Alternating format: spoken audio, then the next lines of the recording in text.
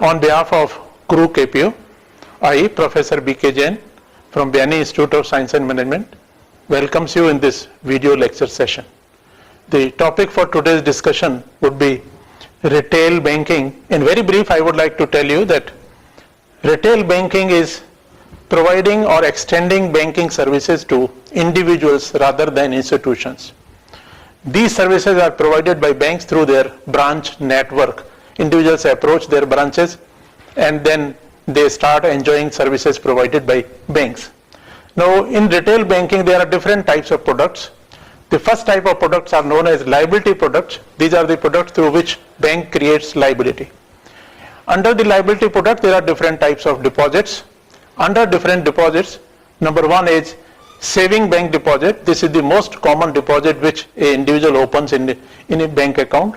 Then there are current account, fixed deposit account, recurring deposit account, and there are special deposit accounts. But most popular, most common is saving bank deposit, wherein savings of individuals are created. To promote savings, Reserve Bank of India has provided another great benefit to SB account holders, and the rate of interest calculation has been changed. Earlier it used to be on monthly minimum balance. Now it is on the basis of daily minimum balance, and this, because of this, there is a lot of benefit to SB account holder. Another motivating factor for SB account is that Government of India has exempted interest up to 10,000 from income tax to SB account holders. It means those who are earning interest up to 10,000 rupees on SB account, it is exempted from the purpose of income tax. Then generally current account is not opened by individuals unless an individual is also involved in some business. FD account is another also very common type of deposits which is opened with banks, and after a fixed period amount is repaid.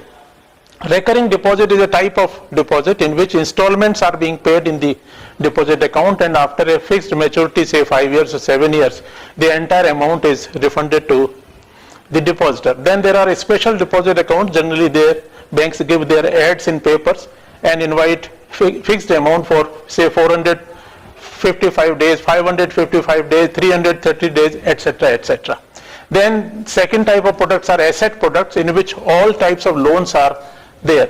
The different types of loans are housing loan, these are personal loans, gold loans, education loan, agriculture loans, vehicle loans, property loans, and loans against the pledge of goods and securities. Another type of product in case of retail banking is credit card and debit card.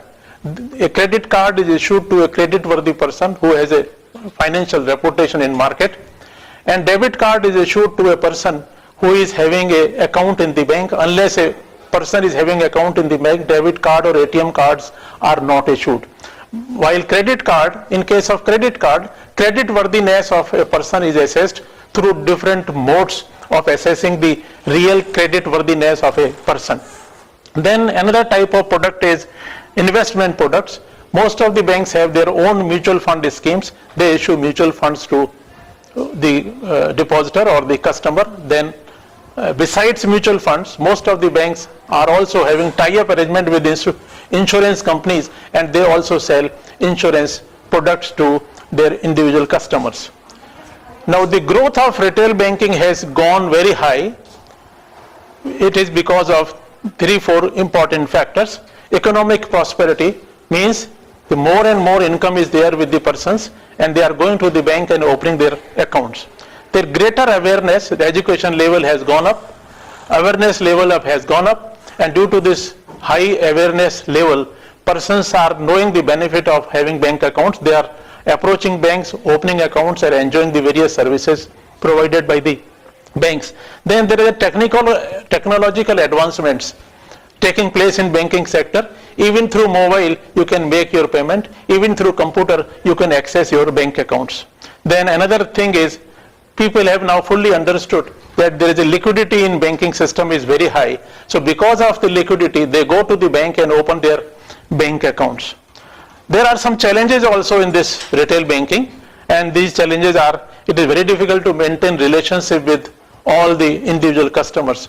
Out of 100, large number of customers are belonging to retail customers, individuals. So maintaining such a relationship with such a large group of persons, it is a difficult task. Then there are technological barriers. Daily we see in newspapers that ATM has been hanged. ATM itself has been taken away by the great persons. Then there are problems in credit evaluation. Evaluating the credit worthiness of a person while advancing loan is a very difficult task. So again, credit evaluation is a great problem. Recovery is again, there is a problem. Daily in papers news is coming that the NPAs of non-performing assets of banks are going very fast. Even in a bank like a State Bank of India, this amount has crossed 65,000 crores. Then another is credit information sharing is also a difficult task. And lastly, I would also make a mention that Reserve Bank of India is very honestly pursuing know your customer norms. And in know your customer norms, customers are finding it to update their data. Banks are often writing letters, reminders to the customers, asking them to submit their latest identity card, latest address proof, etc. Until those are submitted, banks are closing the operation of these accounts. This is in very brief about retail banking. Thank you, and thank you. For further details, kindly log on to our website www.gurukpo.com.